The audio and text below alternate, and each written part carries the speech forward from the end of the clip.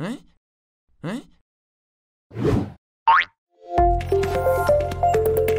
teman-teman, perkenalkan nama kakak Kanita Yuliasari.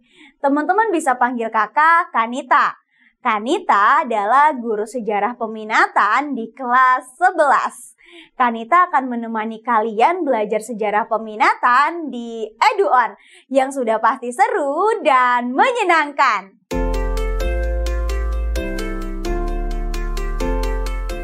Teman-teman, apakah kalian pernah mendengarkan lagu yang berjudul Nenek Moyangku Seorang Pelaut? Pada saat kalian mendengar lagu tersebut, apa sih yang ada di benak kalian? Apakah kalian langsung membayangkan bahwa memang nenek moyang kita seorang pelaut? Untuk mencari tahu jawabannya, kali ini kita akan membahas mengenai masuknya agama dan kebudayaan Hindu ke Nusantara. Kita lihat terlebih dahulu ya peta konsepnya. Pertama, kita akan membahas mengenai kebudayaan maritim.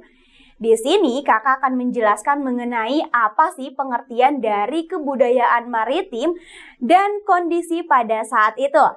Lalu yang kedua, kita akan membahas mengenai terbentuknya perdagangan kuno pada masa praaksara.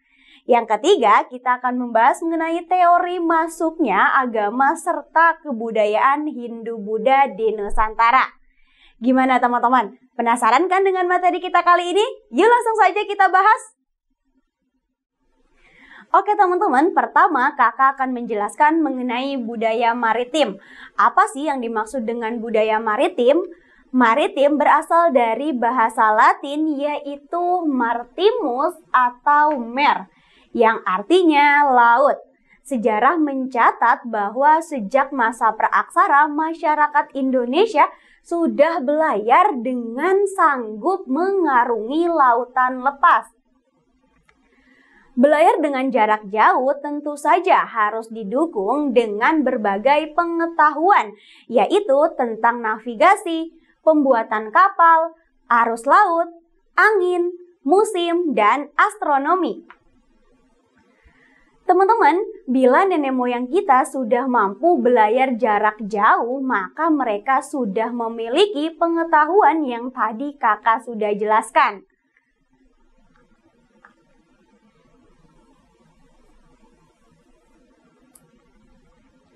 Untuk apa ya nenek moyang kita melakukan pelayaran dengan jarak jauh?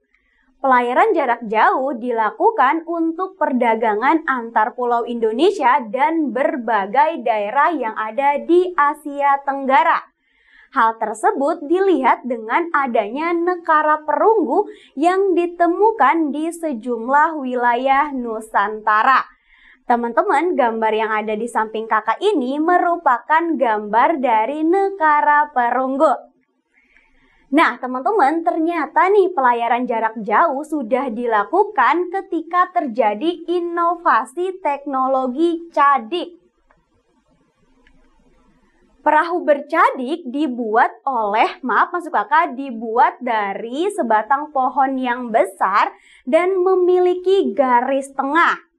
Nah, tengah pohon tersebut akan dikeruk dengan alat sederhana. Bila mana bentukan dasar sudah selesai, perahu akan diberikan cadik sebelah kiri dan sebelah kanannya. Pembuatan perahu mengalami kemajuan pesat ketika terjadinya hubungan dagang dengan daratan Asia Tenggara.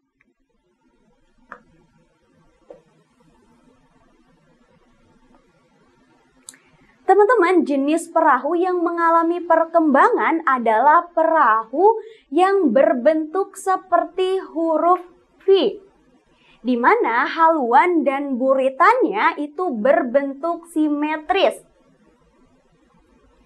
Tidak ada sekat air di bagian lambungnya. Hal yang paling menakjubkan pada pembuatan perahu ini adalah tidak adanya unsur besi.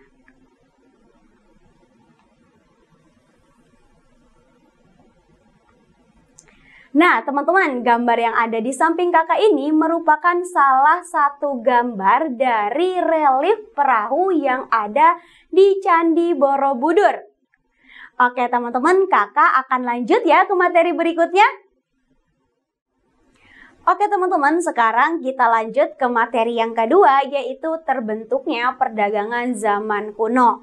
Berada di antara Samudra Hindia dan Pasifik, serta benua Asia dan benua Australia, menjadikan Kepulauan Nusantara berada dalam jalur perdagangan antar dua pusat perdagangan internasional, yaitu perdagangan India dan juga Tiongkok.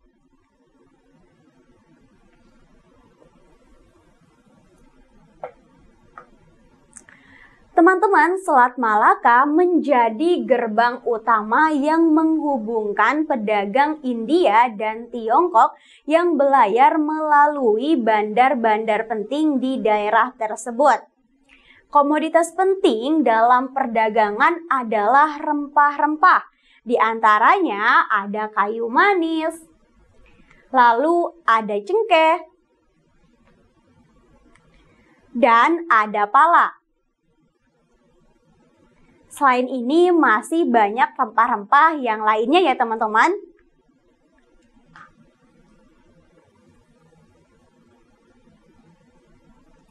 Hubungan dagang antara Indonesia dan India diperkirakan sudah terjadi sejak tahun 1 Masehi. Hal ini berdasarkan cerita dari Ramayana dan Mahabharata yang menyebutkan Pulau Sumatera dan juga Jawa. Selain itu, teman-teman, huruf Pallawa dan bahasa Sangsekerta yang merupakan huruf dan bahasa India juga ditemukan di berbagai prasasti Nusantara. Contohnya adalah prasasti Ciarutan.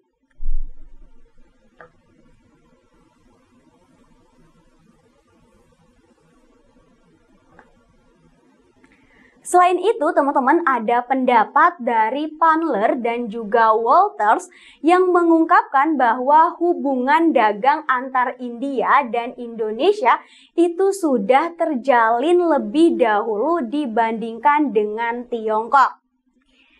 Selain itu, teman-teman, hubungan dagang ini ternyata diikuti dengan hubungan kebudayaan, agama, sosial, sistem pemerintahan. Nah, hal ini membuat adanya akulturasi antar dua kebudayaan, antar dua bangsa tersebut. Lewat perdagangan inilah Nusantara mengenal agama Hindu dan Buddha. Oke teman-teman, sekarang kakak akan lanjut ya ke materi berikutnya. Oke teman-teman, kita lanjut ke materi yang ketiga, yaitu teori masuknya agama dan kebudayaan Hindu-Buddha ke Nusantara. Bagaimana sih sebenarnya masuk agama dan kebudayaan Hindu-Buddha ke Nusantara? Untuk menjawab pertanyaan ini, para ahli memiliki pendapatnya sendiri-sendiri. Sekarang kita akan melihat pendapat dari berbagai para ahli. Langsung aja ya teman-teman. Pertama yaitu ada pendapat dari Burke, lalu ada Mons, dan ada Majumdar. Ketiga para ahli ini meyakini bahwa kaum ksatria berperan besar dalam munculnya agama Hindu-Buddha ke Nusantara. Bagaimana sih Kak pendapat dari ketiga para ahli tersebut? Oke, kita bahas ya. Pertama yaitu pendapat dari Burke. Ia meyakini bahwa peran ksatria dapat terlihat dari karya kesusastraan yang banyak menyebutkan kedatangan pangeran-pangeran dari India. Berikutnya pendapat dari Mons. Nah, beliau meyakini bahwa peran ksatria itu setelah mengkaji sejarah politik yang ada di India dan adanya atau munculnya dinasti-dinasti di Jawa.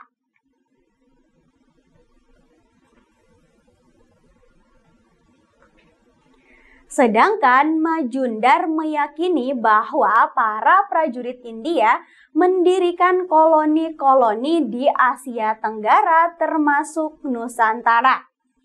Teman-teman, 3 pendapat dari para ahli ini disebut sebagai teori kesatria. Namun, teori kesatria ini kurang meyakinkan karena tidak adanya bukti-bukti arkeologis yang menunjukkan bahwa adanya ekspansi prajurit India ke Nusantara.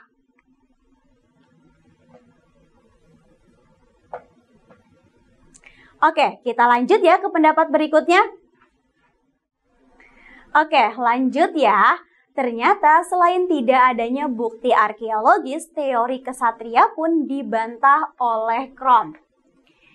Di mana Cromb lebih meyakinkan pada peranan kaum pedagang atau kasta Waisya. Hal ini didasarkan pada anggapan bahwa telah terjadinya penyebaran kebudayaan melalui perkawinan antara perempuan-perempuan yang ada di Nusantara. Nah, teman-teman, pendapat dari Cromb ini disebut sebagai teori Waisya.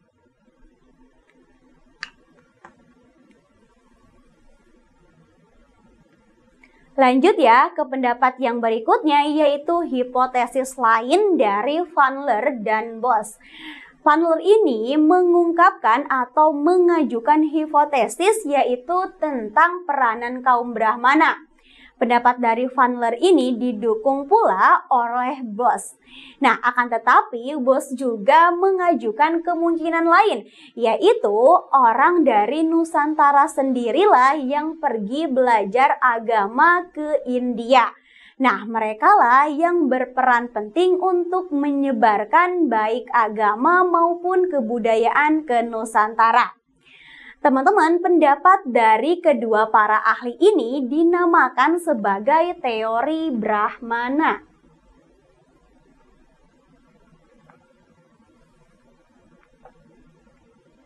Nah, gambar yang ada di samping kakak ini merupakan gambar dari runtuhan Universitas Nalanda yang merupakan pusat agama di Bihar, India.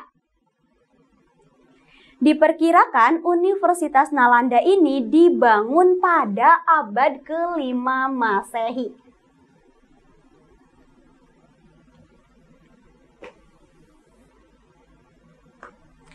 Oke teman-teman, sekarang kakak akan menarik kesimpulan dari pembahasan kita kali ini.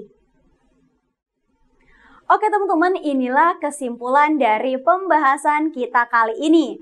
Sejarah mencatat bahwa sejak masa praaksara, masyarakat Indonesia adalah pelayar-pelayar yang sanggup mengarungi lautan lepas. Wah, ternyata sesuai ya dengan lagu yang berjudul Nenek Moyangku Seorang Pelaut. Teman-teman, masuknya agama dan kebudayaan Hindu-Buddha ke Nusantara itu dijelaskan dari 3 pandangan atau 3 teori, yaitu ada teori kesatria, lalu ada teori Waisya, dan ada teori Brahmana.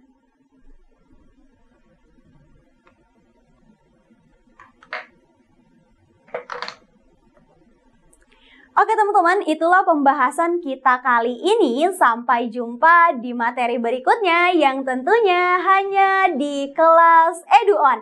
Belajar sejarah bareng Kanita pasti seru dan menyenangkan.